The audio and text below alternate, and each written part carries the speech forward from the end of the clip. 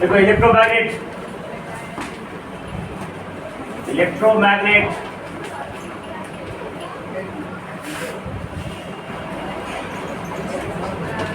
देखो वेन, देखो when a soft iron bar, मेरे सॉफ्ट आयरन बार, देखो उसको ब्रैकेट में लिखो मेटल कोर, है ना। अगर ये सोलिनॉइड है, ये सोलिनॉइड है, एक इन बैटरी के प्लस से दूसरा इन माइनस से जोड़ देते हैं, इसके अंदर कुछ रखते नहीं है तो ये हो जाएगा सोलिनॉइड, परिनालिका, ठीक है। लेकिन इसी के अंदर अगर मेटल कोर डाल देते हैं, इस कोर के ऊपर हम लपेटते हैं वायर को, तब जो जाके ये जो स्ट्रक्चर हो जाता है, ये बन जाता है इलेक्ट्रोमैग्नेट। तो लिखो when a soft iron bar, generally soft iron bar लिखते हैं, जितना सॉफ्ट आयरन रखेंगे बेटा उतना उसका मैग्नीशियम ज़्यादा होगा, ठीक है। देखो when a soft iron bar is placed, soft iron bar या ब्रैकेट में लिखो metal core is placed inside a solenoid, is placed inside a solenoid,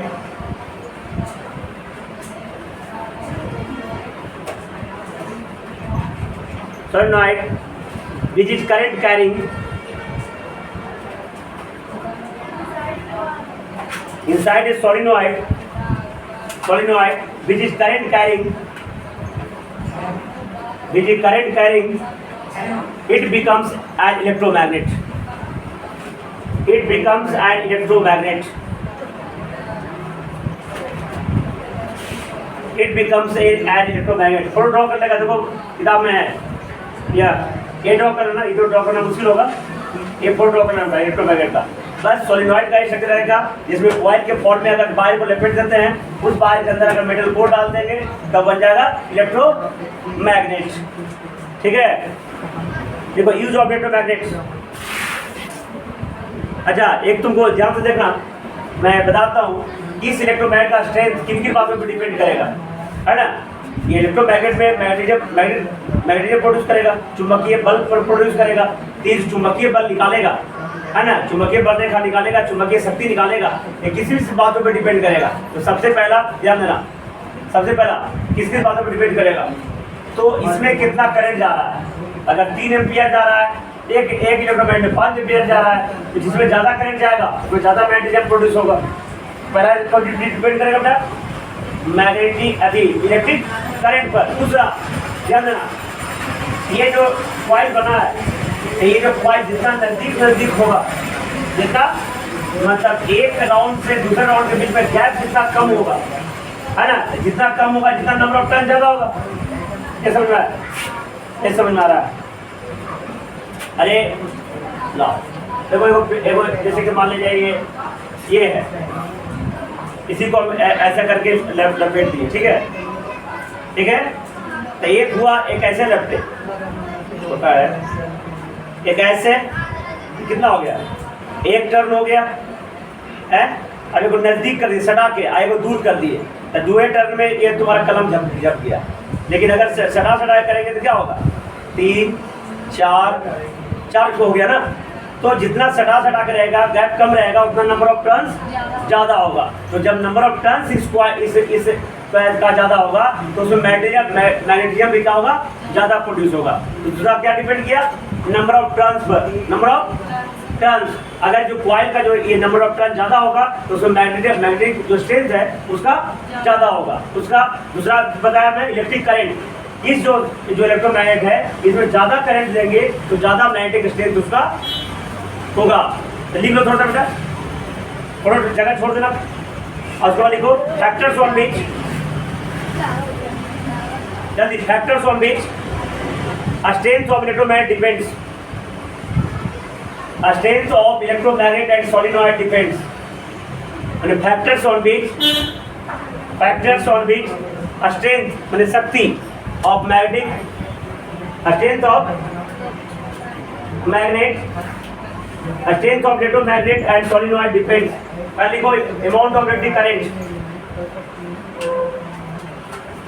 amount of electric current, amount of electric current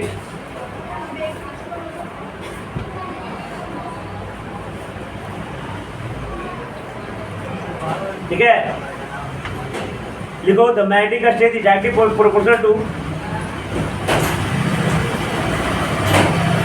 the magnetic strength is directly proportional to magnetic strength is directly proportional to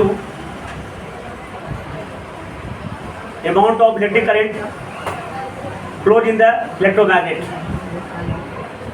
Directly proportional to the amount of क्या में लिखा है the magnetic strength is directly proportional to amount of electric current flows in the electromagnet. That is लिखना B directly proportional to I. दूसरा लिखो number of turns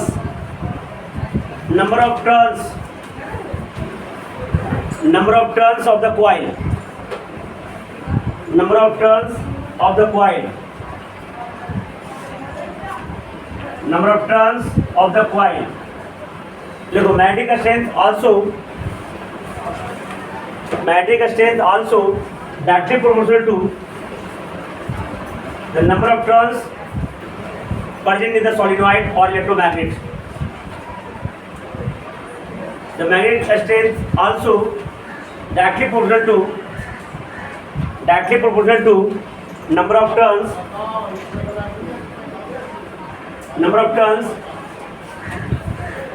present in the coil of electromagnet and solenoid. देखिए mathematically B directly proportional to I, B directly proportional to A, coil of electromagnet and solenoid. देखो बेटा B directly proportional to I and B directly proportional to N, ये दोनों मिला के from equation 1 and 2 हम लिखेंगे B directly proportional to IN, है ना। और ये देखो अब इस इलेक्ट्रोमैग्नेट से जितना दूरी पर हमको मैग्नेटिक फील्ड चाहिए उसका इन्वर्सली प्रोपोर्शनल हो जाएगा, है ना। क्या हो जाएगा? इन्वर्सली प्रोपोर्शनल हो जाएगा। तो बी किसी इस सॉलिनॉइड से किसी पॉइंट पर अगर हमको निकालना है उसका दूरी r है ना, तो वहां पे क्या हो जाएगा? मैग्नेटिक फील्ड म्यू नॉट बटा 4 पाई I इंटू एन बटा में r स्क्वायर, है ना। म्यू नॉट बटा 4 पाई I इंटू एन बटा में r स्क्वायर, ठीक है।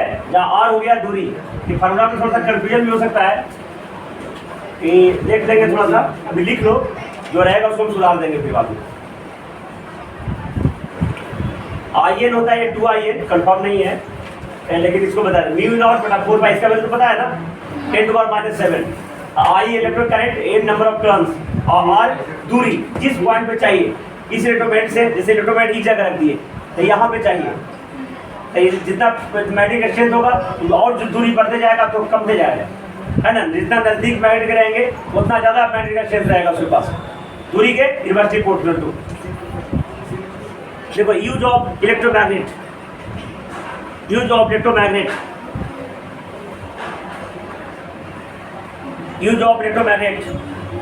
मैं इसको कल भी बताया था कि बड़े बड़े इंडस्ट्री में बड़े बड़े जो आयरन पीस रहते हैं उसको उठाने के लिए इलेक्ट्रोमैग्नेट का इस्तेमाल किया जाता है।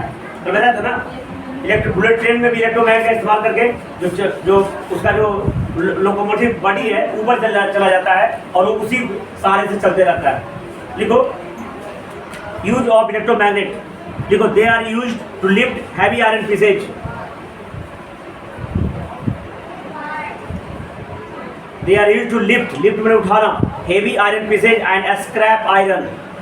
क्या स्क्रैप को हाथ से उठाना मुश्किल है स्क्रैप नहीं जानते हो, बगल में देखो यदि लोहा की दुकान में जाना, बहुत सारा जब लोहा काटता है तो बहुत सारा उसको बुरादा या कन कूद टुकड़ा उकड़ा हर जगह गिर जाता है, उसको तुम हाथ से उठाने जाओगे तो कट जाएगा हाथ में, है तो उसको हाथ से उठाओगे दिक्कत आ जाएगा ना, है। तो बस इलेक्ट्रोमैग्नेट लेके जाओ, अपने आप जितना भी लोहा गिरल होगा सब खींच लेगा पूरा विंडो में, समझ गया ना। स्क्रैप माने जो भी बर्बाद हो गया, लोहा खराब हो गया, नुकीला बुकीला कैसे भी, उसको स्क्रैप कहते हैं, जो तुम्हारे काम की चीज़ नहीं है।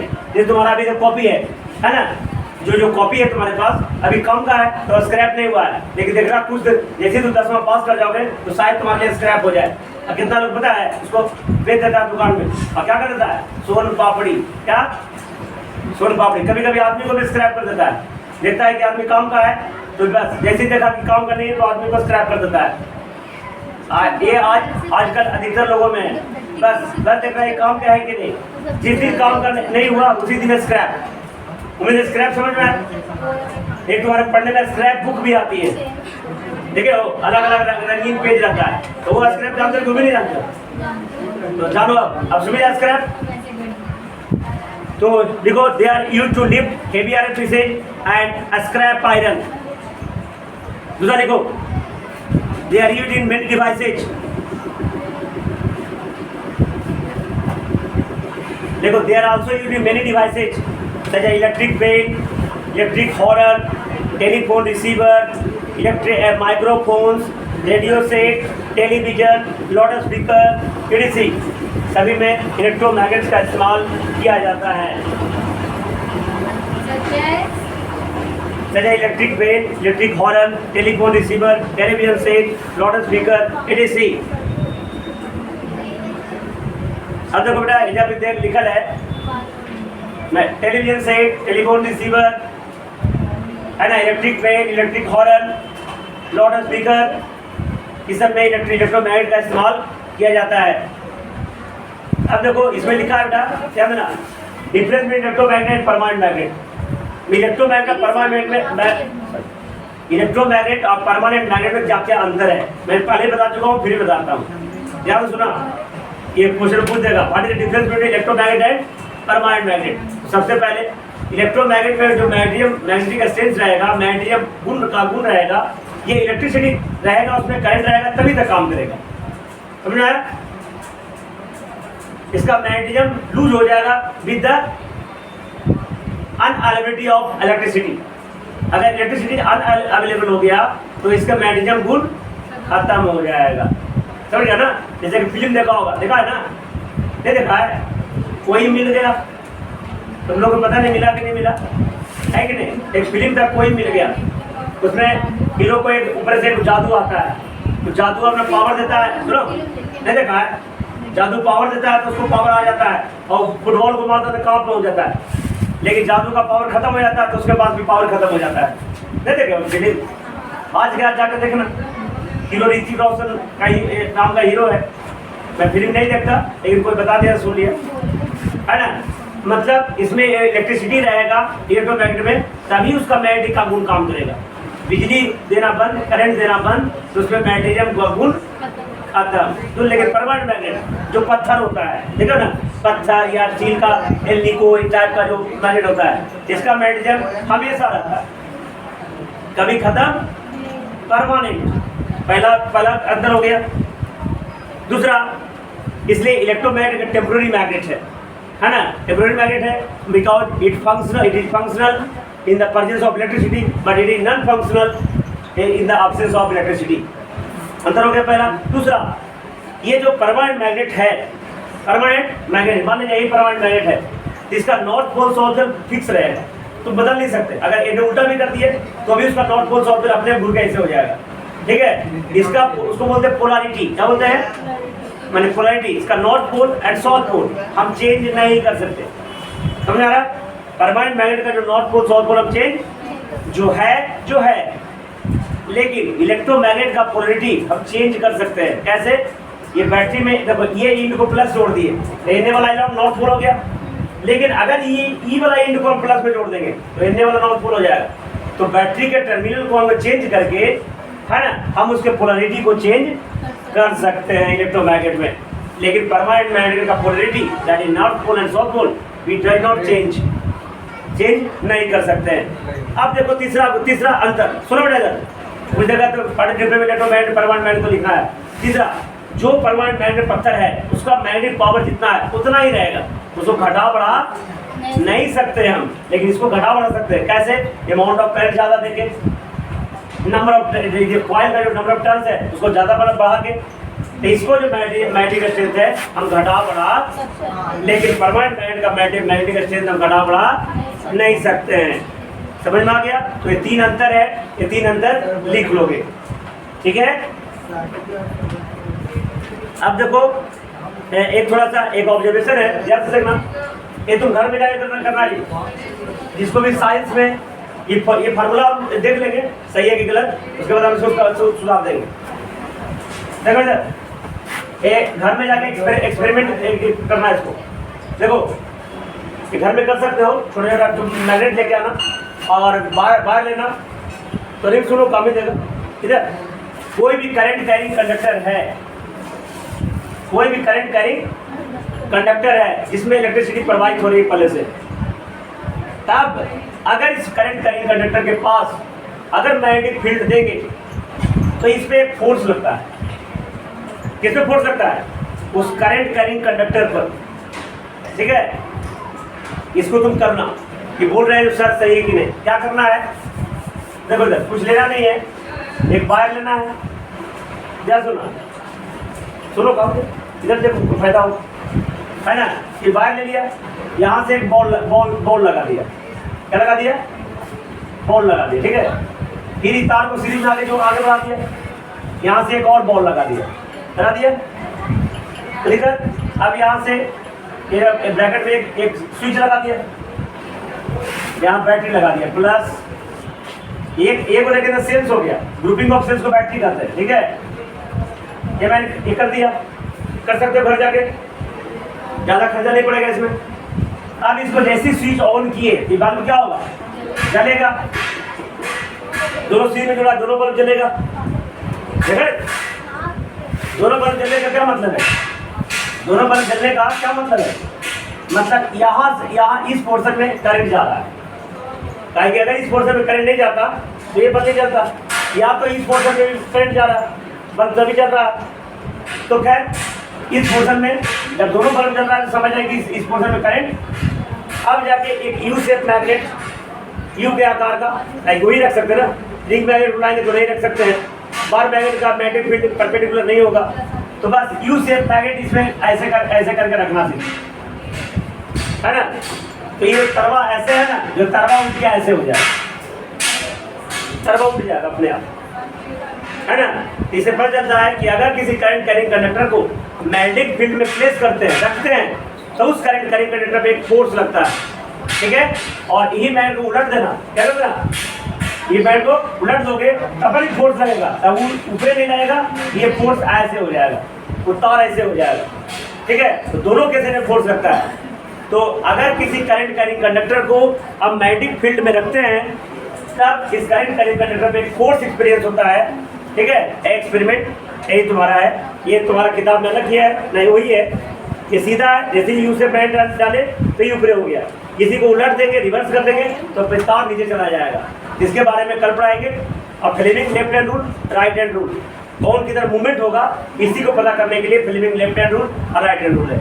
ये जो मूवमेंट हुआ ना, देखो ये मूवमेंट किधर हुआ, तार का ऊपर होगा कि नीचे होगा, इसको पता करने के लिए कौन सा रूल है? फ्लेमिंग लेफ्ट हैंड रूल, जो मैं कल बताया था। कल देखो तुम एब्सेंट थी। Fleming left hand rule Bihar board में आ सकता है, सीबीएसई में भी आएगा ये, कि अगर मैं 3 अंगुली thumb, index finger and middle finger are arranged in such a way that these all fingers are mutually perpendicular to each other, then thumb directs the force of motion. ये index finger represents या denotes या directs the magnetic field, और ये middle finger represents the electric current। तो तुम इधर देख सकते हो इलेक्ट्रिक करंट कहाँ जा रहा है ना, इधर जा रहा है। इलेक्ट्रिक करंट क्या जा रहा है? इधर सीधा जा रहा है ना। ठीक, ये तुम्हारा करंट डायरेक्शन में कर देना, ये तुम्हारा एक करंट के डायरेक्शन में कर दिया। ठीक है, मैग्नेटिक फील्ड नहीं है, यू से मैग्नेट में मैग्नेटिक फील्ड ऐसे नॉट कौन सब ऐसे ही होता है। तो ये है तुम्हारा, ये मोशन ऊपर हो गया, मोशन क्या होगा, ये ऊपर हो गया। लेकिन अगर मैग्नेटिक फील्ड ये करंट ऐसे आ गया, क्या गया ऐसे, तो फिर उसको ये ऐसे होगा ऊपर होगा, और अगर ऐसे आ गया तो ये तुम्हारा नीचे आ जाएगा। मोशन क्या हो गया? नीचे। देखो करंट का डायरेक्शन अगर चेंज होगा तो इसका मूवमेंट नीचे आ जाएगा। तो फ्लेमिंग लेफ्ट हैंड रूल से पता चलेगा कि वो जो करंट कैरिंग कंडक्टर का मूवमेंट कहाँ होगा। इसके लिए एग्जांपल बताया, जैसे कि मान लीजिए तुमको पता चले कि चटनी में एक बहुत बड़ा भोज है, बहुत अच्छा खाना खिलाया जाएगा, तो इसे तुम खा लोगे खाना? नहीं खा लोगे ना। खाना कब खाओगे? पता चलेगा कि वो भोजवा है कहाँ पे, उसको एक्चुअली एड्रेस रहेगा पता, तब ना जाएंगे वहाँ। खाली पता है कि कहाँ, लगेगा घर में खोलने चलेंगे हम, तो एक्चुअली मूवमेंट कहाँ होगा ये फ्लेमिंग लेफ्ट हैंड रूल से पता चलेगा, जो मैं बता दिया हूँ। और अगले क्लास में इसको खत्म कर देंगे। तो अगला वीक में ये पूरा चैप्टर और डोमेस्टिक इलेक्ट्रिक सर्किट है, इलेक्ट्रिक सर्किट और थोड़ा सा इलेक्ट्रिक मोटर और जनरेटर, इसमें तो 1 महीना और लगेगा, है ना। मोटर और जनरेटर से हमेशा क्वेश्चन आता है, तो उसको जानकारी रखना है, उसका स्ट्रक्चर, उसका प्रॉपर्टी और प्रिंसिपल, ठीक है। इलेक्ट्रिक मोटर का प्रिंसिपल अभी मैंने जो ही बताया कि when a current carrying conductor is placed in the magnetic field then a force experience on the current carrying conductor. इस प्रिंसिपल में इलेक्ट्रिक मोटर काम करता है, ठीक है। और दूसरा इलेक्ट्रिक जनरेटर किस में काम करता है, उसे कहते हैं इलेक्ट्रोमैग्नेटिक इंडक्शन, नाम सुने हो, विद्युत चुंबकीय प्रेरण। उसमें क्या है कि अगर मैं मैग्नेट को स्थिर रखे, ध्यान से सुना, मैग्नेट को मैं बोल रहा हूँ, सुन रहे हो? अच्छा, एक कहावत सुने होंगे, सेव चाकू पर गिरे, चाकू सेव पर गिरे, कटना किसको है? वही थ्योरी इसमें काम करेगा कि अगर मैग्नेट को स्थिर रखे और करंट कैरिंग कंडक्टर को मूव कराए तो करंट किस में आएगा? कॉइल में आएगा। मैंने करंट कैरिंग कंडक्टर वाला जो कॉइल है उसी में आएगा। या तो मैं करंट कैरिंग जो कंडक्टर है उसको स्थिर रखे और मैग्नेट को मूव कराए तो दोनों में करंट किस में आएगा? कॉइल में। इस क्रिया को कहते हैं इलेक्ट्रोमैग्नेटिक इंडक्शन, विद्युत चुंबकीय प्रेरण। इस थ्योरी पे काम करता है डायनेमो जनरेटर, ठीक है। तो ये थ्योरी को हम अगले क्लास में बताएंगे।